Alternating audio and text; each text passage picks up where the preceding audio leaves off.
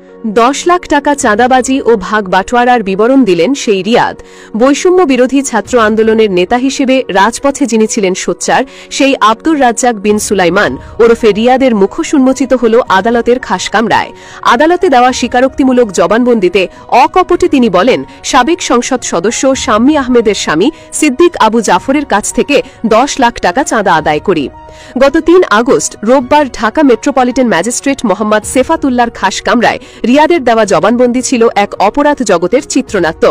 7 দিনের রিমান্ড শেষে আদালতে হাজির করা হলে তিনি নিজেই জবানবন্দি দেওয়ার ইচ্ছা প্রকাশ করেন। তার জবানবন্দি শুধুমাত্র একটি স্বীকারোক্তি ছিল না, ছিল একটি সংগঠিত অপরাধী চক্রের কার্যকলাপের দলিল।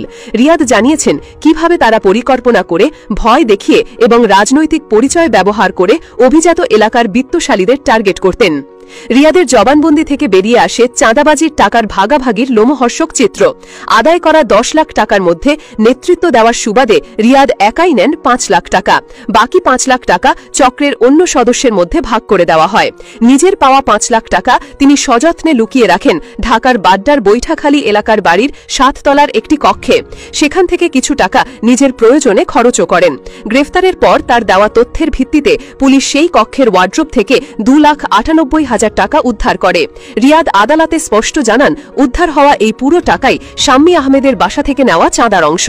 কিভাবে তারা একজন মর্যাদাপূর্ণ ব্যক্তিকে চাঁদা দিতে বাধ্য করলেন, রিয়াদ সেই কৌশলও উন্মোচন করেছেন। তিনি জানান, শাম্মী আহমেদের স্বামী সিদ্দিক আবু জাফরকে আওয়ামী দোসর ট্যাগ দিয়ে ভয় দেখানো হয়। রাজনৈতিকভাবে হেয় করা এবং বিপদে ফেলার হুমকি দিয়ে তার কাছে প্রথমে 50 লাখ টাকা দাবি করা হয়। দফায় দফায় আলোচনার পর তিনি 10 লাখ টাকা দিতে সম্মত হন। চক্রটির লোভ এখানেই থেমে থাকেনি। 10 লাখ টাকা পাওয়ার পরও তাদের লক্ষ্য ছিল আরও 40 লাখ টাকা আদায় করা। সেই উদ্দেশ্যে গত 26 জুলাই রিয়াদের সহযোগী গণতান্ত্রিক ছাত্র সংসদের কেন্দ্রীয় যুগ্ম আহ্বায়ক জানে আলম অপু, বৈষম্য বিরোধী ছাত্র আন্দোলন ঢাকা মহানগর শাখার আহ্বায়ক ইব্রাহিম হোসেন মুন্না, সদস্য মোহাম্মদ সাকাদাউন সিয়াম এবং সাদমান সাদাব গুলশানে বাদীর বাসায় যান। কিন্তু এবার তাদের ভাগ্য সহায় ছিল না। ফাঁদ পেতে থাকা পুলিশ ঘটনাস্থল থেকেই এই 5 জনকে হাতে নাতে আটক করে। রিয়াদের জবানবন্দিতে এই সহযোগীদের নাম এবং তাদের ভূমিকার কথাও উঠে এসেছে। রিয়াদ স্বীকার করেছেন, এই চাঁদাবাজির মূল নেতৃত্বে ছিলেন তিনি নিজে এবং তার অন্যতম সহযোগী ছিলেন জানে আলম অপু। তাদের এই অপরাধমূলক কর্মকাণ্ড শুধুমাত্র একটি ঘটনায় সীমাবদ্ধ ছিল না। গুলশান এলাকার আরও কয়েকজন বিত্তশালী ব্যক্তির কাছ থেকেও তারা একই পন্থায় চাঁদা আদায় করেছেন বলে তিনি জানিয়েছেন। পুলিশের ধারণা, রিয়াদের এই জবানবন্দির সূত্র ধরে তদন্ত করলে রাজধানীর বুকে ছাত্র আন্দোলনের আড়ালে সক্রিয় আরও বড় কোনো অপরাধী চক্রের সন্ধান মিলতে পারে।